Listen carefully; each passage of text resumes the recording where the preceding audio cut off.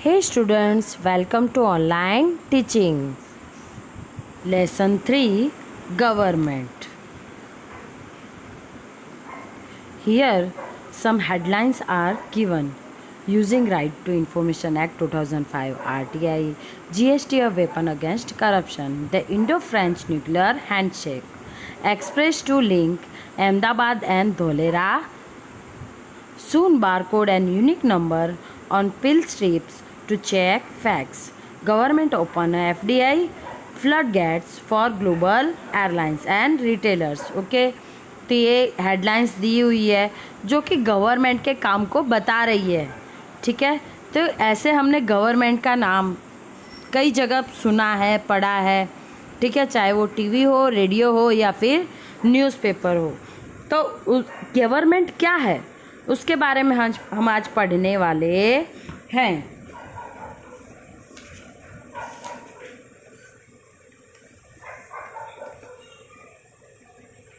What function does it perform and what is its importance in our life?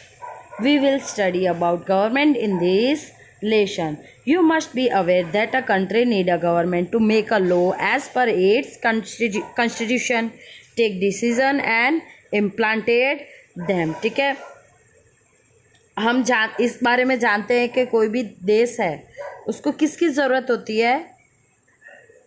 Country need a government to make a law. ठीक है, country उसको किसकी need होती है? Government की need होती है जो लॉज को बना पाए. ठीक है, as per the constitution, take decision and implant them, उनके ऊपर डिसीजन ले और उनको लागू करवाए. For example, where should schools and roads be constructed. ठीक है, ऐसे ही कुछ एग्जाम्पल्स दिए हुए हैं कि स्कूल या रोड कहाँ पे बनाए जाएंगे, कहाँ पे कौन सी चीज़ें खरीदनी है, उनका प्राइस क्या होगा, प्राइस डिक्रीज़ होगा या इंक्रीज़ होगा. जैसा कि हाल है, पेट्रोल और डीजल का प्राइस है जो कि बढ़ता है, कम होता है. फिर एग्रीकल्चर प्रोडक्ट है, कमोडिटीज़ है, उनकी प्राइस हाई होती है, कम होती है. वो सारी डिसीजंस गवर्नमेंट लेती है. How to ensure that electricity is supplied to everyone. ठीक है,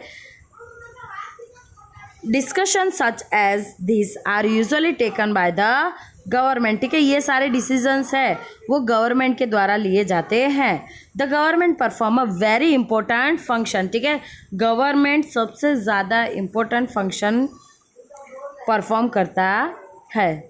we came to know about the government work through the media.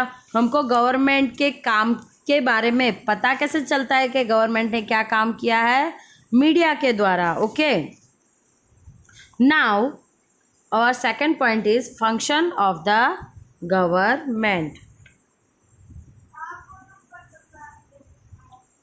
The government is like a managing committee. Government एक managing committee की तरह काम करता है.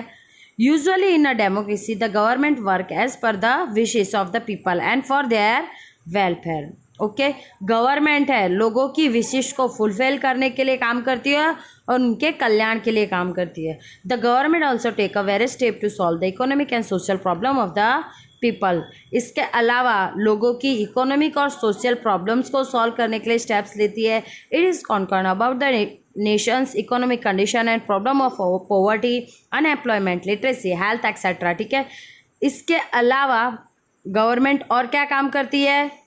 देश की आर्थिक स्थिति, इकोनॉमिक कंडीशन और उसके अलावा जो भी प्रॉब्लम्स है देश की, जैसे कि गरीबी हुई, बेरोजगारी हुई, अज्ञानता हुई या फिर शारीरिक प्रॉब्लम्स को समझती है और उसके लिए काम करती है, चिंतित रहती है. It also provide a various facilities like making a low price food grains available through a ration shop. इसके अलावा गवर्नमेंट क्या प्रोवाइड करती है? बहुत सारे फैसिलिटीज़, वेरियस फैसिलिटीज़ प्रोवाइड करती है. जैसे कि रेशन की शॉप पे जो फूड ग्रेन्स मिलता है वो लो प्राइस में मिले.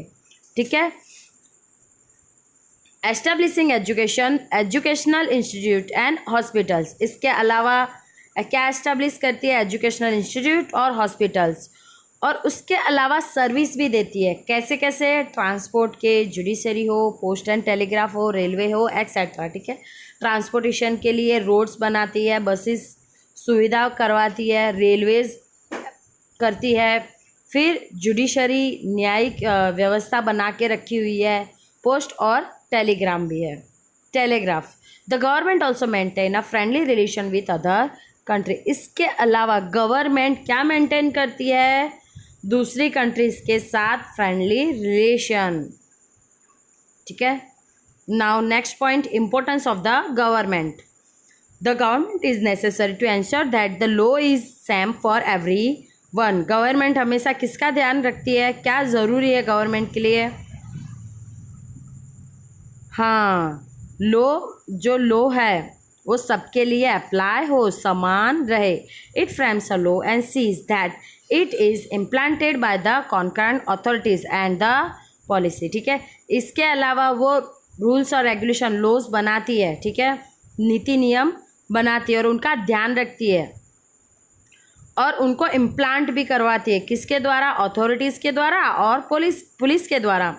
अ very important function of the government is to make rules and regulation whenever there is a public gathering. ठीक है, जब भी पब्लिक गैदरिंग हो तब रूल्स और रेगुलेशन फॉलो हो, इसका भी ध्यान रखती है। The government plays a vital role in maintaining law, order, peace and also ensure the development of the nation। ठीक है, गवर्नमेंट ये काम करती है, इम्पोर्टेंट रोल प्ले करती है। ठीक है, क्या करने के लिए? लॉ मेंटेन करवाने के लिए, ऑर्डर के लिए और पीसफुलनेस के लिए और देश को आगे बढ़ाने के लिए। Now next, organs of the government. Wait, the government at a different levels. Okay, the government is responsible for providing various facilities in different fields। ठीक है, गवर्नमेंट जिम्मेदार है अलग अलग फैसिलिटीज़ प्रोवाइड करने के लिए। ठीक है, अलग अलग फील्ड में, चाहे वो एग्रीकल्चर हो, इंडस्ट्रीज हो या फिर सर्विस सेक्टर हो। ठीक है, how does the government arrange for all this? Government ये सब कुछ कैसे अरेंज कर सकती है? India is the vast country. Bharat एक बहुत ही बड़ा कंट्री है। If the administration was centralised many problem would arise and will causes inconvenience to the citizen will be inconvenienced। okay, therefore our government work at different levels, local level, state level and national level। हमारी country है काफ़ी बड़ी है, अगर वो centralise ही हो तो बहुत सारी प्रॉब्लम्स आ जाएगी लोगों के लिए भी और गवर्नमेंट के लिए भी। इसीलिए गवर्नमेंट डिफरेंट लेवल पे काम करती है, लोकल लेवल पे, स्टेट लेवल पे और नेशनल लेवल पे। ओके, इसको डिटेल में हम आगे पढ़ेंगे। Local level government is concern with the affair of villages and cities. ठीक है, लोकल लेवल गवर्नमेंट किसका ध्यान रखती है? गांव और सिटी में जो भी कामकाज है वो करती है। State level government deals with the matter at the state level. ठीक है, स्टेट लेवल की जो भी मैटर्स है वो स्टेट गवर्नमेंट करती है। while the government at the national level is responsible for work related to the entire nation। Okay, national level जो है वो काम सेंट्रल गवर्नमेंट करती है। You have already studied about the local level and will learn about the state government in the next unit. Okay, in the next class you will learn about the national government, okay, the central government, union government. Organs of the government. You must have realized that the organization responsible for the proper function of country is known as a government. Okay, आप आगे जो भी हमने पढ़ा और अब आपको realise हो गया होगा कि जो भी ऑर्गेनाइजेशन है वो रिस्पॉन्सिबल है प्रॉपर फंक्शन करने के लिए देश के, उसी ऑर्गेनाइजेशन को गवर्नमेंट कहते हैं। ठीक है, therefore the government is an essential organ of the nation and has to perform various function। okay, the government frames act and law and ensure their proper execution। It sees to it that the law is suitable, interpreted and implemented and also ensure that justice is done। The three arms of the government are to legislature, to execute and to impart justice। okay, government के 3 main arms है, एक है legislator, execute and impart justice. The arm that frame a law is know as the legislator. ठीक है, जो law को form करता है, बनाता है, उसको लेजिस्लेटर कहते हैं।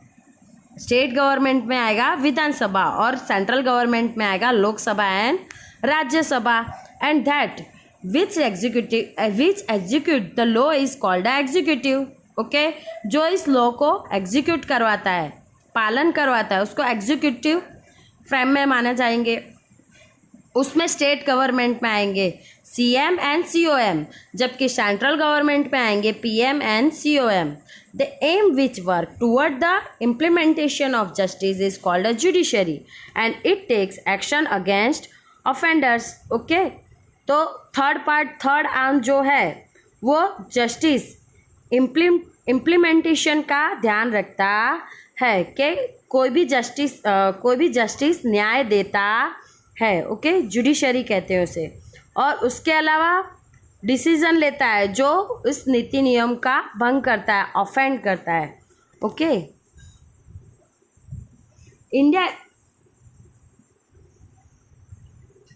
India is a vast country made of a union of different states. Okay, you already know about the India is a union of different states. अलग अलग states का इकट्ठा होके यूनियन कंट्री बना है। The Constitution has made India into a union of state for the smooth function of the administration. ठीक है, constitution ने इंडिया को कैसा बनाया, यूनियन स्टेट बनाया, ताकि उसका एडमिनिस्ट्रेशन फंक्शन आराम से हो पाए।